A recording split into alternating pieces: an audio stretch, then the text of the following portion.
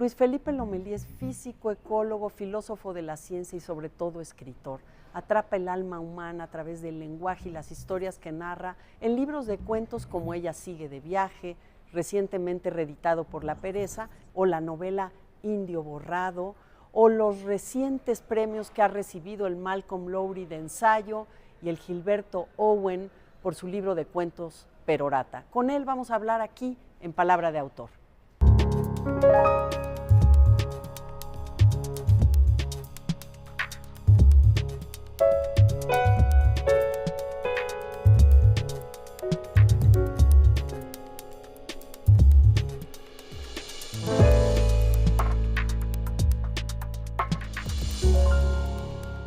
Qué bueno que están con nosotros en Palabra de Autor, porque hoy vamos a conversar con Luis Felipe Lomelí. Luis Felipe, bienvenido. Muchísimas gracias. Me da mucho gusto que estés aquí en San Ildefonso, porque más no estás viviendo en México. No. Viniste, naciste en Jalisco, Sí. Viviste en Monterrey, después estuviste en Colima, en Medellín y ahora en Estados Unidos. En Estados Unidos. En medio de los maizales. Sin duda lo tuyo es andar migrando, como dicen las palabras detrás del texto del libro de cuentos que acabas de reeditar, Ella sigue de viaje. ¿Te gusta el viaje? Sí, no sé, igual y es porque ya lo que le toca a uno de niño y uno se acostumbra.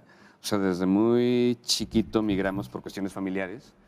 Y este asunto de la maravilla y el trauma y lo terrorífico y lo fantástico del cambio, de los choques culturales, etcétera, pues se vuelve un poquito como una adicción. Como una adicción. Sí, o sea, porque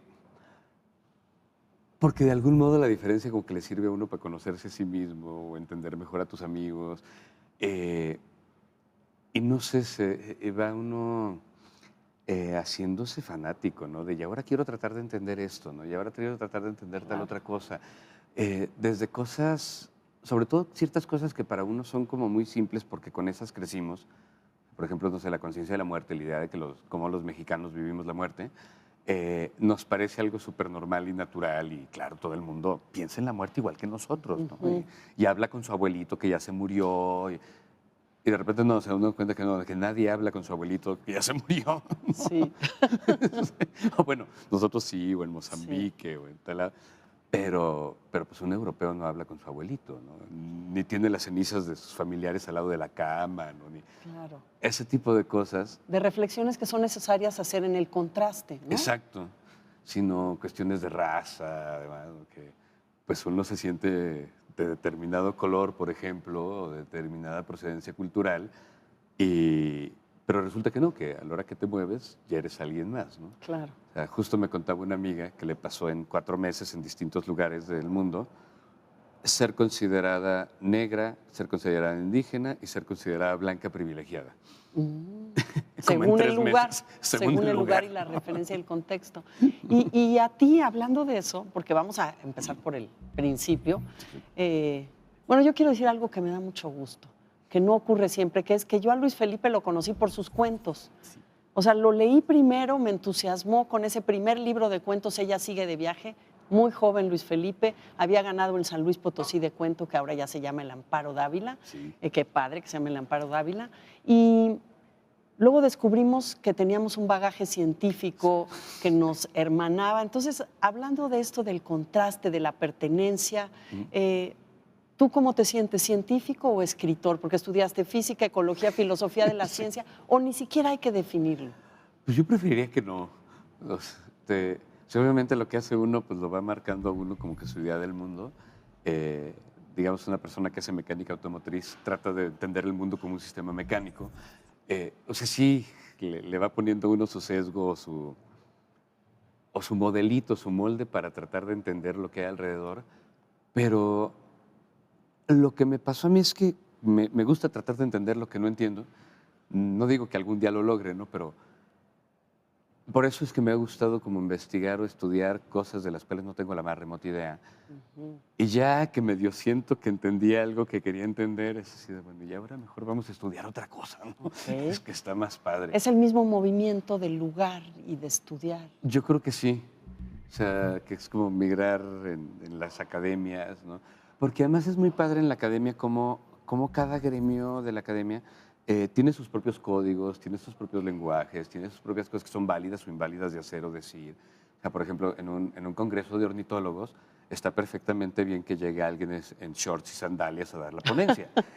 Sí, y con sus binoculares, ¿no? Así, los binoculares colgando, ¿no? Que llegue el Hell Rider, ¿no? Con su chamarra, ¿no? Pero eso jamás va a pasar en un congreso, no sé, de contadores públicos o de economistas, ¿no? Entonces, ese tipo de cosas también se me hacen muy simpáticas, ¿no? Entonces termino como, por un lado, aprendiendo o tratando de aprender los conocimientos técnicos del gremio. Sí. Y por otro lado, aprendiendo los códigos del propio gremio, ¿no? O sea, qué es válido, qué no es válido, cómo son las relaciones de género, las relaciones de poder.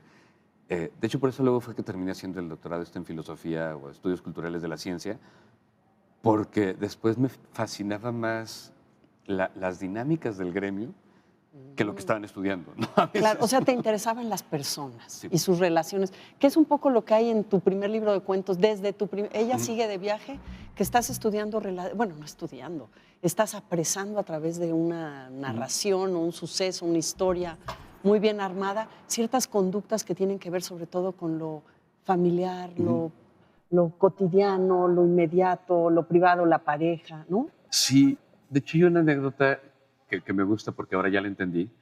Cuando tenía como 14 años, mi madre tenía pues, una microempresita de prenditas para niños y fuimos a buscar el resurtido, ¿no? A una de estas grandes cadenas aquí en la Ciudad de México. Entonces ya mientras mi madre... ¿Dónde estabas? Vivíamos en Guadalajara en ese tiempo. Okay. Entonces mientras mi madre va a hacer este asunto, iba también mi hermana, iba mi tío Luis.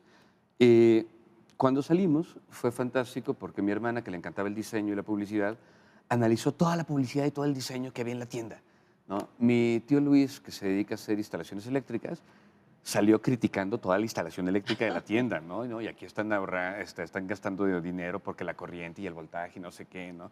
Mi madre había visto todos los modelos de chambritas para plebes que había, ¿no? Y yo en ese tiempo pensé que yo era un total inútil. Bueno, sigo siendo, pero... No. Porque yo no me había fijado en nada útil, o sea, como ellos, sino que yo me había fijado que una cajera estaba llorando de vez en cuando y luego le decía algo a otra y que ¿cómo se llama? Uno de los guardias a cada ratitos abría la cartera y veía una foto y la cerraba. Estabas haciendo la observación de campo. Sí. Que abona para un escritor. Exacto. Vamos a seguir hablando de ello después del corte. Luis Felipe, no se vayan, aquí estamos en Palabra de Autor.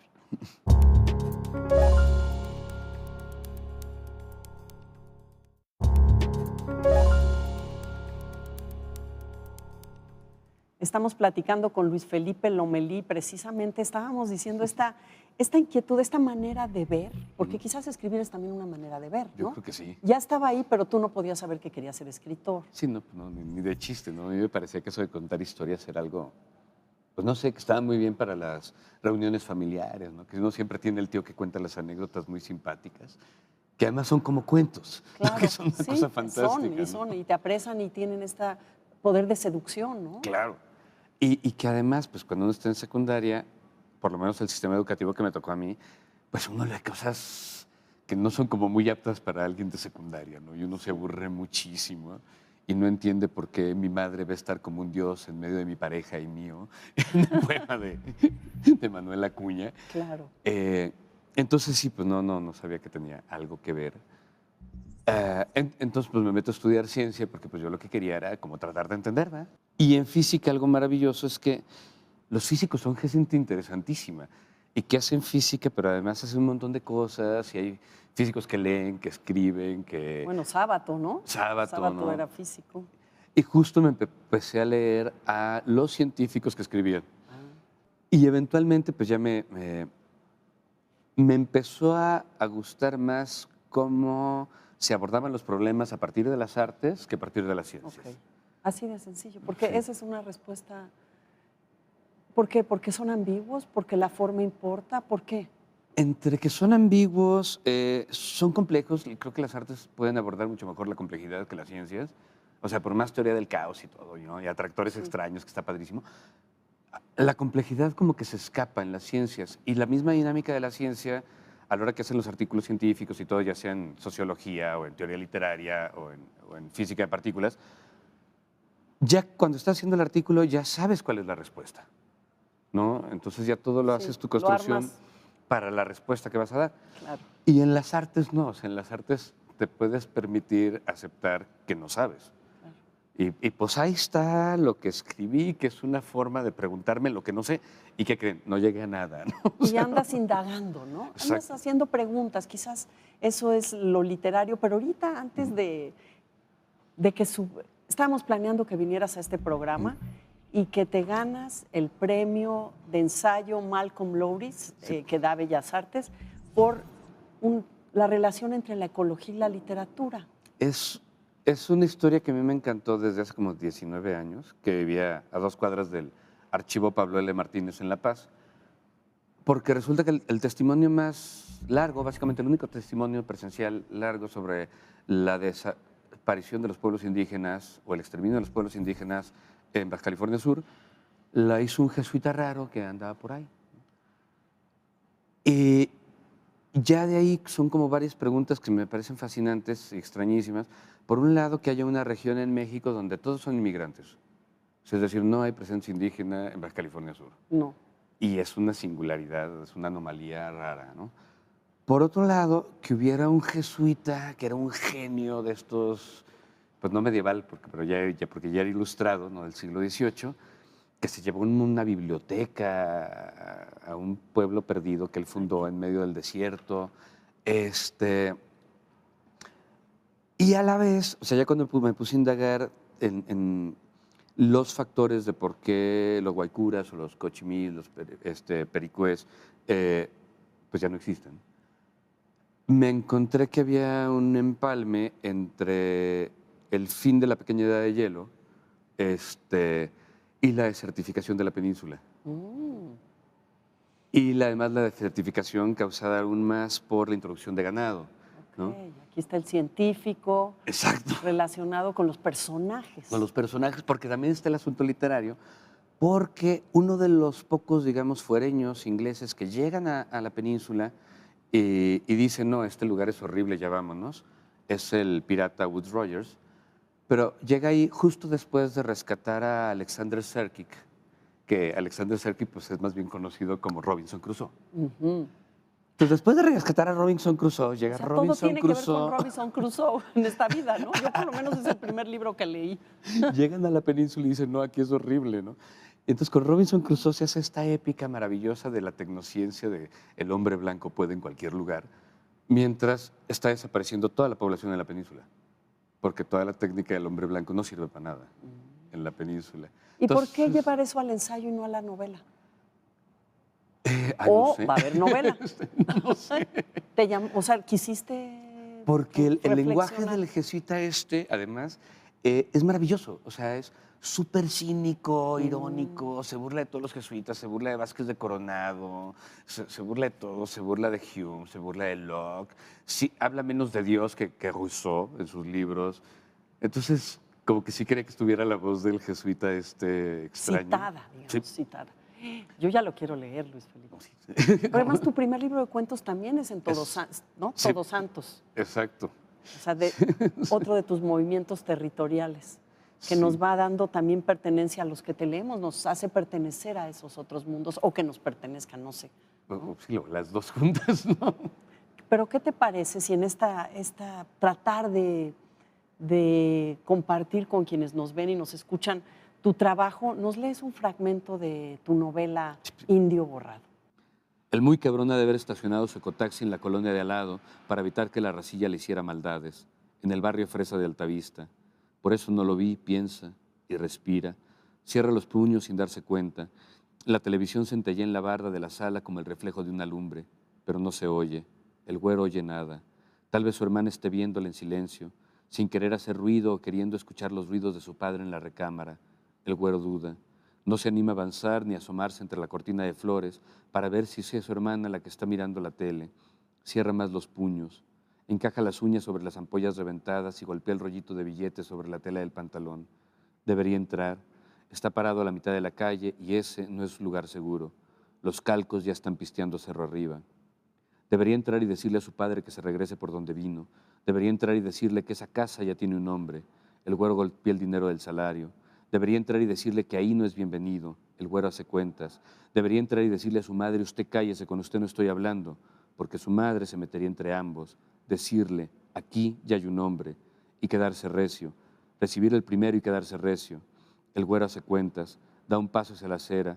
El resplandor de la televisión reclama su incendio en el muro. Arden las flores de la cortina amarilla. Arde el olor de su padre en un desparramadero de diésel, de aceite carburado.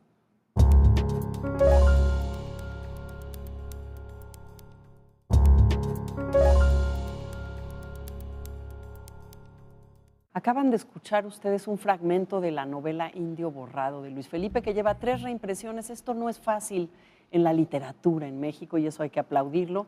Y a mí me gustó mucho en esta novela cómo está este tema de la violencia, que también es tema tuyo, este tema de encontrar el lugar en el mundo, la pertenencia y la relación con el padre o con la madre, ¿no? Aquí el indio borrado con la...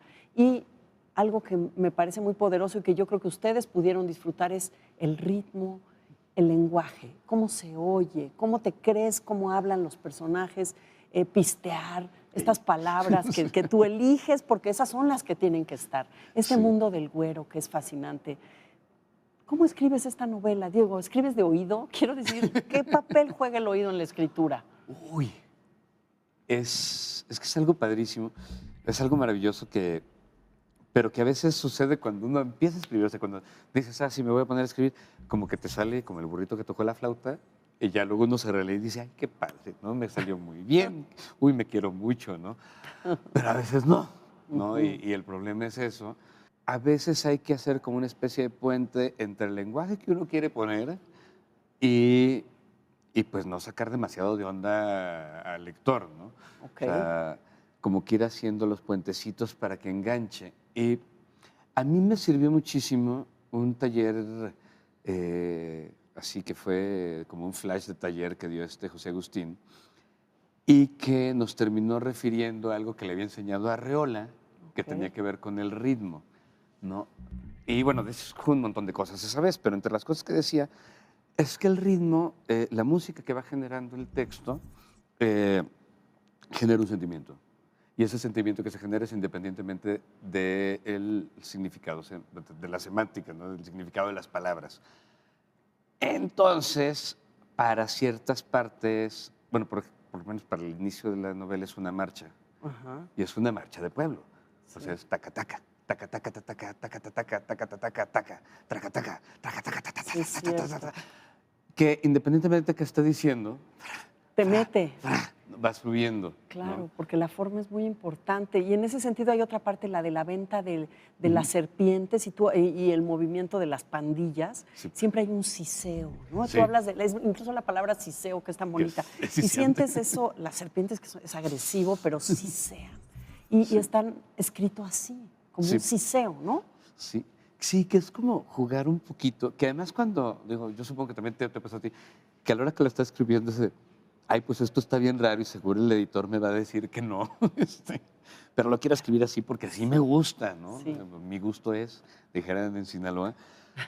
Y luego resulta que sí le gustó al editor y dice, ay, qué padre, ¿no?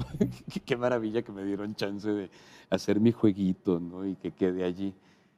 Porque sí, que es también algo maravilloso que tiene otra vez que ver con el asunto de la ciencia y la literatura. O sea, las artes creo yo que sí llegan a comunicar pues cosas que están más allá de la física, ¿no? Sentimientos que están más allá de la física. O sea, literalmente sí se tiende un puentecito metafísico, aunque todos somos ateos y todo está racionales y demás. Pero sí se llegan a comunicar cosas que están más allá de la explicación racional, ¿no? Y quizás de tu explicación, de lo que tú te propones, ¿no? O sea, claro. Hay una especie de vislumbre de otra cosa, ¿no? Sí, que además eso también es maravilloso, eso lo cuenta muy padre Toscana, o sea, de que él a veces releyéndose en cierto texto se dio cuenta que decía más de lo que decía, ¿no? O sea... Que no se había propuesto decir eso y lo decía. Pero que sí lo quería decir, pero no sabía cómo. Y que literalmente sin querer queriendo salió. ¿Qué pasa en el capítulo de las serpientes?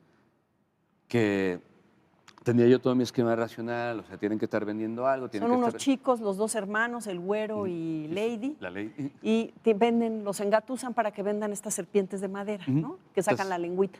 Sí, que empiezan limpiando vidrios, pero como limpiar vidrios no es algo muy regio, o sea, los regiomontanos son más vendedores, machado para adelante. No, sí, y es que aquí hay todo un discurso también de lo que es el regio, sí, de Nuevo León, el fierro, la industria, ¿no? Y como eso también se les revirtió en la violencia, sí, ¿no? Exactamente, que es con fierros. Entonces tenía todo mi esquemita racional de por qué iban a vender las serpientes, no sé qué, tacata.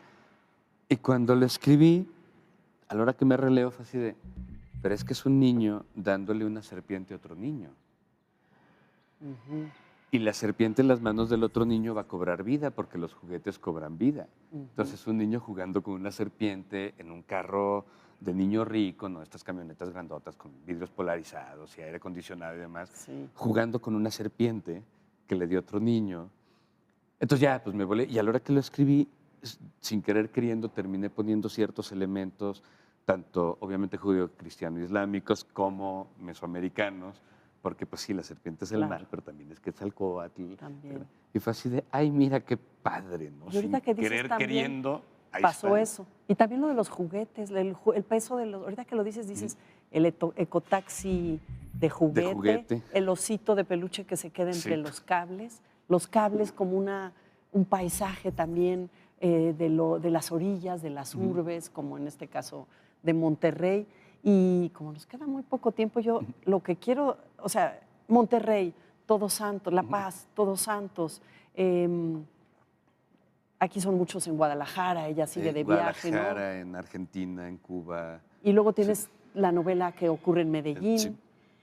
Y acabas de ganar otro premio. Es que no puedo creer que Luis Felipe, recién le hablamos y de repente salen 2 premios. Además del Lowry, el Gilberto Owen, con un libro de cuentos otra vez. Es un gran defensor del cuento, ha organizado un Festival del Cuento en Comala, muy interesante, y ganas con un libro que se llama Perorata. Sí. Gran nombre, Perorata. Sí, totalmente copiado a Gesualdo Bufalino. Sí. De Perorata del Apestado. Ay, qué bien. Perorata, ¿no? Y también es temas violentos. Dime muy rápido porque ya nos están haciendo así. Rápido. Crack. Ok. Es textos que tienen que ver con la violencia que, pues, que ya la tenemos acá y ya estamos post-traumados y vueltos a traumar y todos tenemos pues, muertos, desaparecidos, llanto, etcétera. Aunque ahora sí me puse a leer, sobre todo a autores africanos, y cómo básicamente es la misma violencia, ¿no? Y es el mismo trauma, etcétera, que pasa en Kenia o pasa en Nigeria, de lo que nos está pasando ahora. Ay, qué lástima, que ya no podemos ni siquiera seguir hablando de ese libro y de tu relación con los autores africanos, que da para otro programa. Sí. Entonces ahí lo dejamos. Consulten la página www.lashamba con SH para que vean el trabajo que está haciendo Luis Felipe con autores africanos y autores de otras partes del mundo para que nos leamos los unos a los otros, ¿no? Gracias, Luis Felipe, por haber estado aquí. No, pues muchísimas gracias a ti, María. Y felicidades por todos los premios. Gracias. Lean a Luis Felipe Lomelí. Nos vemos en otra emisión de Palabra de Autor. Puede olerlo. Sabe que está ahí porque puede olerlo y su aroma llena la noche. La ahoga. El güero no podría decir a qué huele su padre, pero sabe que es el olor de su padre, el único. Y siente como si le dieran con un tubo en la base de la nuca y le fueran apretando los brazos con alambre, cada vez más fuerte, haciéndole saltar las venas, hundiéndose en la piel quemada por el sol luego de 2 semanas de jale en la obra para recibir el primer sueldo de su vida, a los 13 años, y se lo ganó. Aguantó la primera semana en blanco y también la segunda, porque el sábado pasado el maestro José Isabel le salió con la misma cantaleta, que estaba a prueba, no más para ver si el güero se hartaba y se pintaba de colores, pero no. Por eso este lunes le dio la sorpresa y el güero corrió a la azotea del edificio en construcción, con el mazo y el cincel en las manos, ampolladas, para ver la ciudad que sería suya. Y tomó el autobús de vuelta a clase contento, pensando en lo que haría con el dinero como si se le hubiera borrado de repente todas las pecas de la infancia, comprarse un celular, cortarse el cabello como los grandes, o ir haciéndose del material para construir otro cuarto, ahí donde no debería de estar su padre, donde nunca está.